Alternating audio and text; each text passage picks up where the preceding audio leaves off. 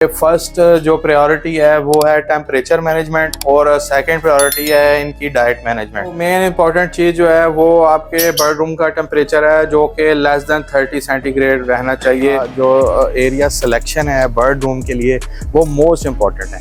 देखें ये MS frame भी तैयार किया हुआ है, हीट को आप पेनिट्रेट होने से बचा सकें और हीट रेजिस्टेंस मटेरियल कोई भी इस्तेमाल कर सकते हैं। आप अच्छा कंफर्टेबल फील नहीं कर रहे। और दूसरा मैंने इसके ऑपोजिट रखा हुआ है ताकि बर्ड एवरी के अंदर सेकंड चैप्टर है डाइट मैनेजमेंट। तो भाई ये बर्ड के रेस्ट के दिन है, इसका ये मतलब नहीं है कि आप भी रेस्ट पर चले जाएं। अंदर मैंने गाजर डाली हुई है, कद्दू डाला हुआ है, धनिया डाला हुआ है, और तो लिहाजा आपने सॉफ्ट फूड जो है वो ख़त्म नहीं करना, उनको देना है। स्प्राउट्स का इस्तेमाल ज़्यादा करें। स्प्राउट्स गर्मियों में बेहतरीन सॉफ्ट फूड हैं क्योंकि इसी दिनों में आपके बर्ड जो है वो डेवलप हो रहा होता है, उनको प्रोटीन न्यूट्रिएंट्स की ज़रूरत होती है।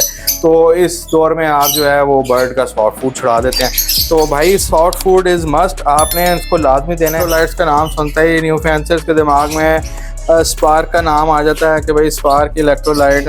इलेक्ट्रोलाइट्स का मतलब ही जो है वो नमकियात को पूरा करना है। तो बर्ड्स की नमकियात अगर आप ये दोनों भी ORS और रेक्सो चीज़ भी नहीं दे रहे तो आप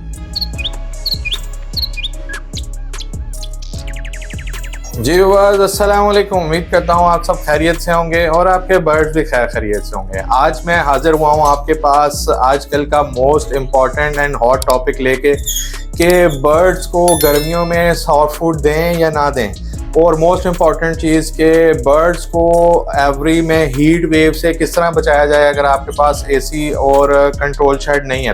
तो आज मैं इस टॉपिक पे आपको ब्रीफ करूँगा और बताऊंगा कि किस तरह हम इन दोनों चैलेंजिंग से लड़ सकते हैं इस मौसम में। जी व्यूअर्स, तो फर्स्ट ऑफ ऑल मैं आपको बताता हूं कि बर्ड्स को हीट वेव से किस तरह बचाया जा सकता है। तो मैंने इस टॉपिक को 2 चैप्टर्स में डिवाइड किया है जो कि मैं समझता हूँ कि फर्स्ट जो प्रायोरिटी है वो है टेम्परेचर मैनेजमेंट और सेकंड प्रायोरिटी है इनकी डाइट मैनेजमेंट। देखें टेम्परेचर जो है रूम के अंदर मैक्सिमम आपका 35 सेंटीग्रेड से ऊपर नहीं जाना चाहिए।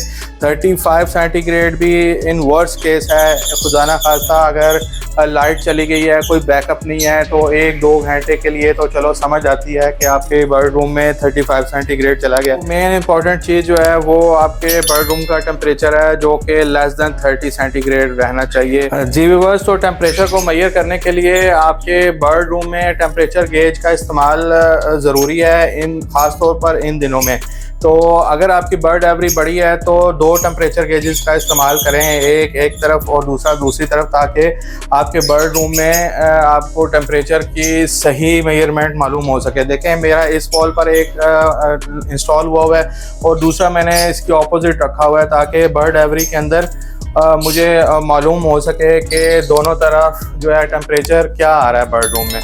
आप अपने बर्ड का टेम्परेचर विजुअल भी मॉनिटर कर सकते हैं। ये देखें अगर आपका बर्ड जो है हाँफ के सांस ले रहा है और पर खोले हुए हैं तो समझ लें कि आपका बर्ड जो है वो अच्छा फील नहीं कर रहा, रूम का टेम्परेचर बहुत ज़्यादा है। क्योंकि बर्ड जो है अपनी सारी हीट जो है वो बाहर निकालता है इसी तरह के अपने पर खोल लेता है और अपने सांस के ज़रिए जो है वो अपना सारा हीट जो है वो एग्जॉस्ट करता है। देखें each and every senior fancier ने आपको यही बताया होगा कि आपका जो एरिया सिलेक्शन है बर्ड रूम के लिए वो मोस्ट इम्पॉर्टेंट है। देखें अब कुछ लोगों की मजबूरी होती है जैसे कि मेरी है, मेरे पास और जगह ही नहीं है। अब मेरी जो एवरी है इसके ऊपर 3 तरफ से मतलब धूप पड़ती है, ठीक है। तो ये बर्ड्स के लिए डेंजरस है इन महीनों में।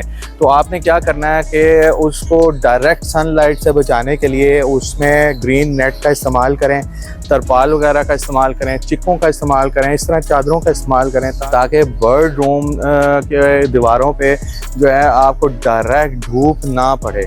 उसकी वजह से आपके अंदर का टेम्परेचर जो है वो बहुत ज़्यादा हाई चला जाएगा अगर आप ये रेमेडीज़ नहीं करेंगे। तो मज़ीद ये कि बर्ड रूम का टेम्परेचर कंट्रोल करने के लिए कम से कम एयर कूलर आपका लगा होना चाहिए और एग्जॉस्ट लगा होना चाहिए ताकि अंदर का टेम्परेचर जो है जितनी कोशिश की जा सके नीचे लाया जा सके।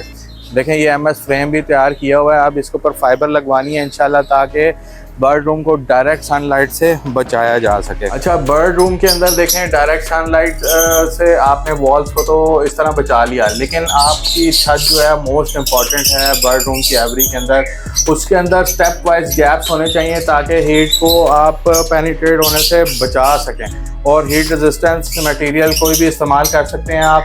छत के ऊपर थर्मोकोल का इस्तेमाल कर सकते हैं, और बर्ड रूम के अंदर आप सीलिंग लगा सकते हैं। अगर बर्ड रूम के अंदर आपके पास सीलिंग की जगह है तो आप लाजमी सीलिंग करवाएं। देखिए मेरे पास तो बिल्कुल भी जगह नहीं है, तो मैं इसके ऊपर इंशाल्लाह ताला थर्मोकोल रख के इसके ऊपर कोई वेट रख दूंगा ताकि थर्मोकोल जो है वो उड़े नहीं। तो लिहाजा आप इस तरीके से अपने बर्ड रूम का टेम्परेचर जो है वो मेंटेन कर सकते हैं। जी बस, तो सेकंड चैप्टर जो है वो डाइट मैनेजमेंट है।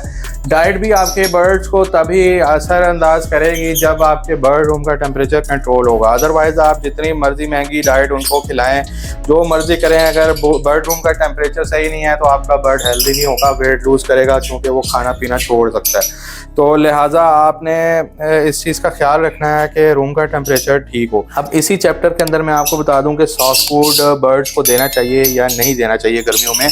तो मेरे प्यारे भाई, soft food is most important. New fanciers हमेशा परेशान रहते हैं, कभी कोई कह रहा होता है कि सॉफ्ट फूड दें, कोई कह रहा होगा सॉफ्ट फूड ना दें। तो जो मेरी अंडरस्टैंडिंग है वो यही है न्यू फैंसियर्स के लिए कि भाई आपने सॉफ्ट फूड लाजमी तौर पर देना है, लेकिन सॉफ्ट फूड के अंदर क्या चीज़ें देनी है वो आपने देखना है कि गर्मियों में बर्ड्स के लिए कौन सी चीज़ें मुफीद हैं। तो लिहाजा soft food is most important in these days. लेकिन हाँ, अगर नमी बहुत ज़्यादा बढ़ गई है, बारिशों का मौसम है, सोन भादों का मौसम जिसको कहते हैं, उसमें आपने बर्ड्स को सॉफ्ट फूड नहीं देना। ऑल्टरनेटिव डेज में दे सकते हैं, हफ्ते में 2 दफ़ा दे सकते हैं, लेकिन वो भी उतना दें कि वो आधे घंटे पौने घंटे में बर्ड खा के फारिग कर दे, ताकि उसमें कोई भी फंगस वगैरह ना डेवलप हो सके। अच्छा, बर्ड्स को सॉफ्ट फूड इसलिए ज़रूरी है कि यही 3 महीने हैं जिसमें आपने बर्ड को प्रिपेयर करना है आगे ब्रीडिंग सीजन के लिए, ठीक है। तो अगर आप सॉफ्ट फूड नहीं देंगे तो फिर बाद में आप कहेंगे कि अंडे बच्चे नहीं हो रहे, ये हो रहा है, वो हो रहा है। लेकिन आपने गर्मियों में इस चीज़ का ध्यान रखना है कि आपका सॉफ्ट फूड जो है वो बर्ड केज के अंदर पड़ा ना रहे, फ़ौरन 1 घंटे के अंदर अंदर बर्ड जो है कंज्यूम कर लें। तो इस हिसाब से आप उसकी क्वांटिटी मेंटेन करनी है और वही क्वांटिटी देनी है जो बर्ड जल्दी ख़त्म कर लें खा। बर्ड के रेस्ट के दिन है, इसका ये मतलब नहीं है कि आप भी रेस्ट पर चले जाएं और बर्ड्स की केयर ही ना करें और बस दाना पानी डाला और अल्लाह खैर से। आपको बताऊं कि इलेक्ट्रोलाइट्स मोस्ट इंपॉर्टेंट है। इलेक्ट्रोलाइट्स का नाम सुनता ही न्यू फैंसर्स के दिमाग में स्पार्क का नाम आ जाता है कि भाई स्पार्क इलेक्ट्रोलाइट है और हम ये किस तरह दें। तो अगर आपके पास महंगे बर्ड्स हैं और पेल फैलो डन फैलो की म्यूटेशन है, फिर समझ आती है कि यार आप रिस्क नहीं लेना चाहते। अदरवाइज आप जो है इलेक्ट्रोलाइट्स के तौर पर ग्लूकोज डी जो है वेरी बेस्ट है, ORS आप दे सकते हैं। तो मैं तो बर्ड्स को अल्टरनेट वीक्स में यही इस्तेमाल कराता हूँ। ये 2.5 ml जो है ग्लैक्सोज डी जो है मैं 1.5 लीटर बॉटल में डाल के बर्ड्स के लिए रेडी करता हूँ और बेस्ट रिजल्ट्स हैं इनके।